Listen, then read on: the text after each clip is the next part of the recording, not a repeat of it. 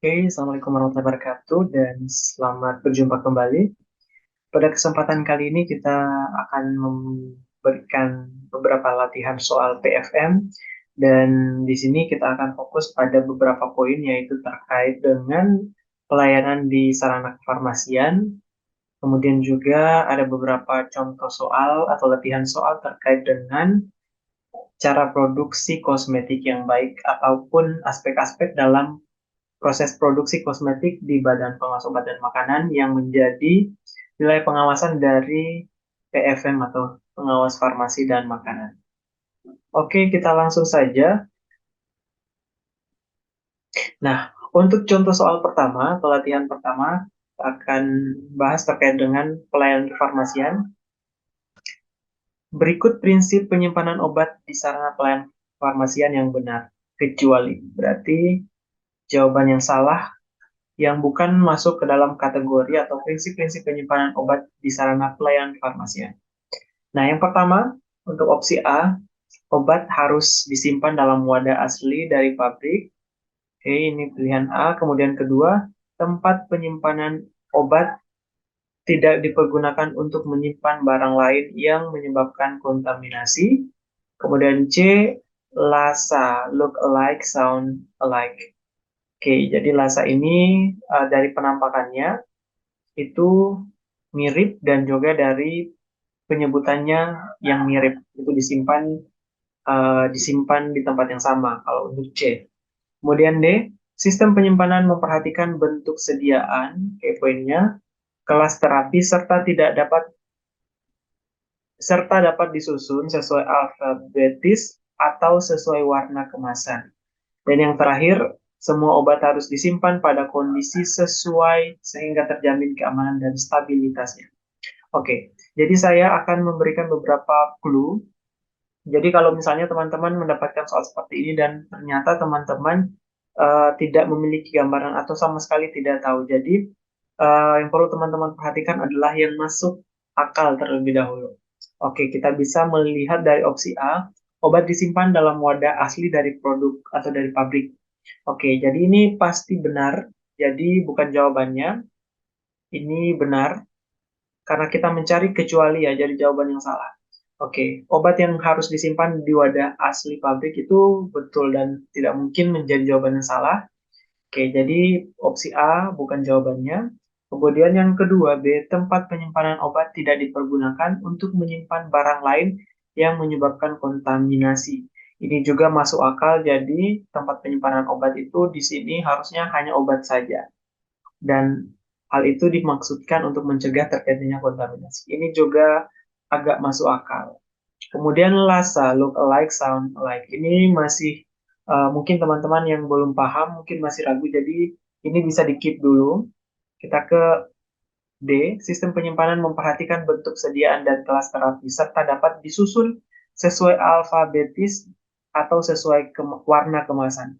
Nah, ini mungkin teman-teman juga masih bingung karena terlalu banyak opsi ya. Ada sediaan, kemudian kelas terapinya, disusun sesuai alfabetis atau sesuai warna kemasan. Oke, ini mungkin bisa dikit juga. Kemudian yang E, semua obat harus disimpan pada kondisi sesuai sehingga terjamin keamanan dan stabilitasnya.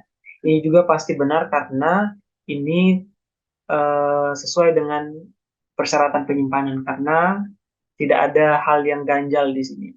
Oke, berarti ada dua opsi yang mungkin menjadi jawabannya. Jadi teman-teman akan inilah tipsnya, teman-teman tinggal memilih kira-kira dari dua ini yang kira-kira masuk akal, yang salah yang mana, dan karena di sini kecuali, maka jawaban yang salah adalah jawaban yang akan dicontreng oleh atau dipilih teman-teman. Oke, jadi di dua ini ya, C dan D ini adalah opsi yang masuk akal akan menjadi jawaban dari nomor pertama. Oke, itulah tipsnya. Jadi kita langsung saja ke pembahasan untuk menentukan kedua tadi karena yang dua tadi itu masih agak membingungkan karena ada bahasa Inggris di sini, ada istilah. Jadi biasanya istilah itu harus dijelaskan terlebih dahulu sehingga kita bisa paham. Kemudian di sini ada terlalu banyak kategori sehingga kita masih ragu apa betul atau tidak. Kita langsung saja ke pembahasannya. Nah, penjelasan jawabannya di sini. Kita sudah melihat beberapa kriteria penyimpanan, di mana penyimpanan pertama itu obat harus disimpan dalam wadah asli dari pabrik. Ini sudah jelas. Kemudian tadi yang tempat penyimpanan obat tidak dipergunakan untuk barang lain, ini betul juga.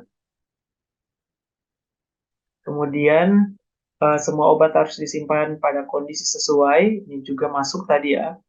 Oke, jadi ada yang dua ini yang tadi agak membingungkan ya. Di sini ada lasa. Lasa berarti betul ya, bukan jawabannya.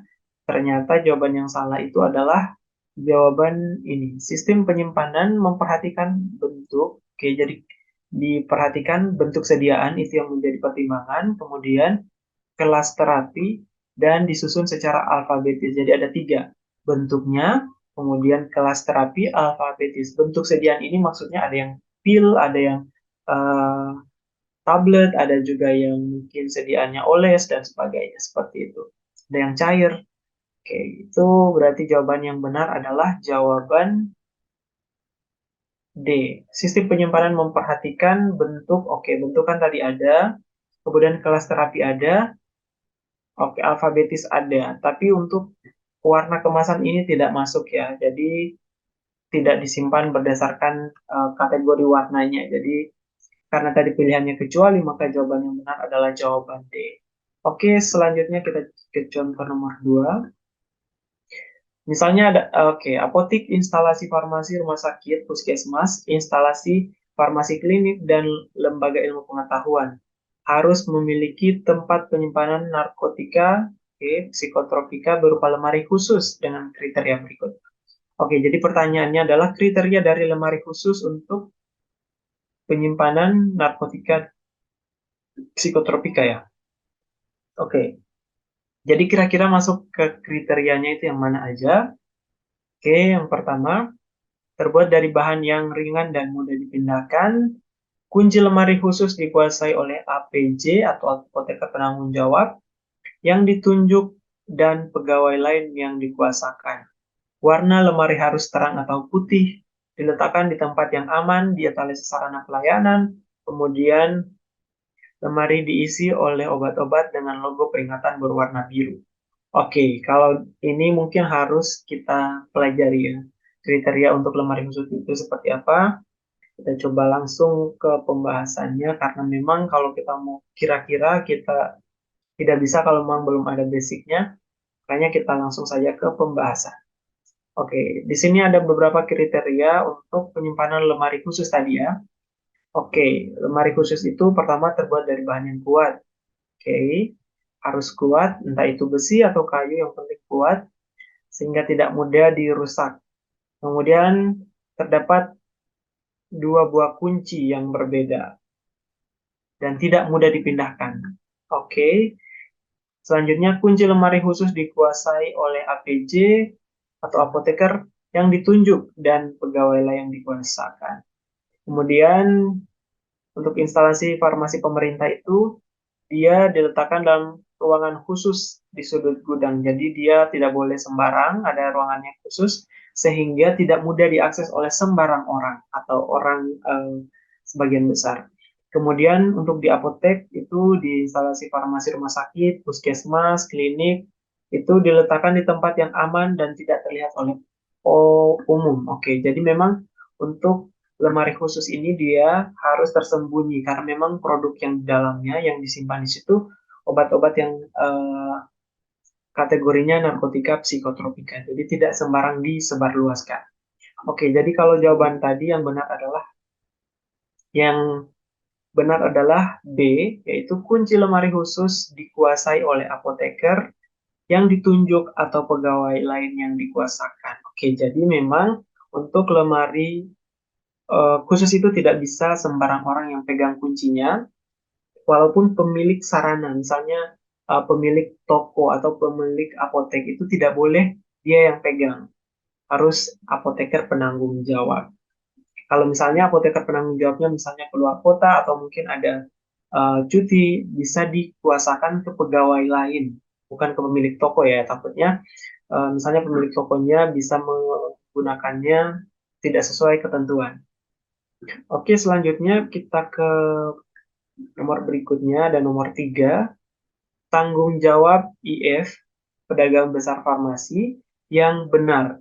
Oke, jadi tanggung jawab yang benar sesuai dengan ketentuan ketika melakukan pemasukan dan penyaluran obat yang termasuk dalam kategori NPP ini ya. Oke, maaf, NPP, yaitu narkotika, psikotropika, dan prekursor.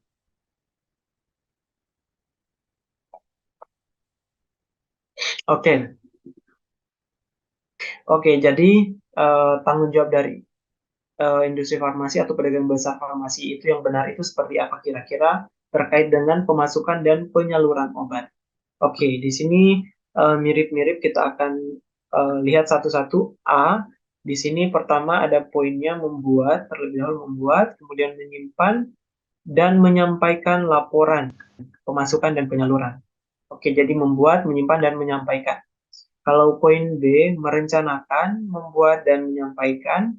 Oke, jadi ada perbedaan dengan kata merencanakan dan dengan menyimpan. Kemudian C, merencanakan, membuat, dan menyimpan. Oke. Kemudian membuat, menyimpan, menggandakan laporan pemasukan, merencanakan, membuat, dan menggandakan. Kira-kira yang benar. Oke, dari sini kita bisa tahu bahwa sekitar 3 ya, berarti ada sekitar 3 poin tugas dari IF atau PBF itu. Kira-kira yang benar 3 poinnya itu apa? Kita langsung saja ke pembahasannya. Oke, oke. IF atau PBF. IF ini industri farmasi, PBF ini pedagang besar farmasi wajib membuat. Oke, jadi dia itu wajib membuat, kemudian setelah membuat dia menyimpan dan juga menyampaikan laporan pemasukan dan penyaluran narkotika, psikotropika, dan prekursor. Oke, jadi ada 3 poin tadi, membuat, menyimpan, dan menyampaikan. Jadi kalau ada kata merencanakan tadi salah berarti, dan juga menggandakan tadi berarti salah. Jadi yang benar adalah membuat, menyimpan, dan menyampaikan. Oke, sebagai informasi tambahan juga, laporan itu disampaikan setelahnya kepada Dirjen Kefarmasian dan Alat Kesehatan melalui e-farm. Oke, mungkin ini aplikasi laporannya. Kemudian juga selain itu kepada Direktur Pengawasan Distribusi dan Pelayanan Obat NPP melalui aplikasi Enabza. Oke, jadi mungkin aplikasi Enabza dan e-farm ini juga mungkin teman-teman harus pahami atau bisa diklasifikasikan. Kalau Enabza itu pelaporan kemana, yaitu ke Direktur Pengawasan Distribusi. Sedangkan e-farm itu ke Dirjen Kefarmasian dan Alkes. Kemudian juga informasi tambahan, apotek, IFRS, IFK, IF ini instalasi farmasi, rumah sakit, klinik, wajib membuat, menyimpan, dan menyampaikan laporan pemasukan dan penyaluran narkotika psikotropika kepada Kepala Dinas Kabupaten atau Kota tembusan Kabupaten, Kepala Balai POM setempat. Oke, jadi Kepala Dinas Kesehatan ya, yang ditembuskan kepada Kepala BPOM setempat. Nah, ini tugas dari apotek selain IF dan PBF berarti ya.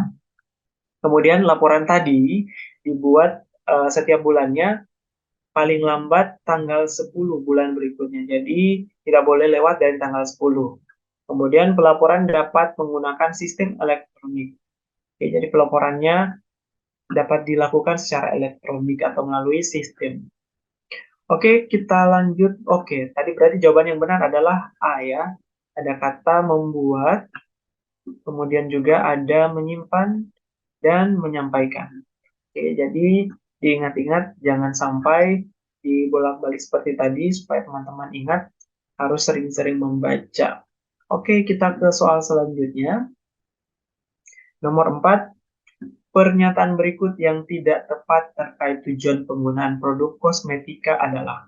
Oke, berarti kali ini lagi jawaban yang salah ya, karena yang tidak tepat. Oke, berarti kita harus cari jawaban yang salah. Oke, ini kita bisa menggunakan sistem eliminasi seperti nomor pertama. Jadi, kita eliminasi kira-kira tujuan kosmetik yang betul itu yang mana, terus kita eliminasi. Oke, kita baca dari opsi A. Pertama, membersihkan anggota tubuh. Oke, berarti kurang lebih kalau membersihkan anggota tubuh ini pasti betul karena kan sabun itu masuk dalam kategori kosmetik dan sabun itu pasti membersihkan anggota tubuh.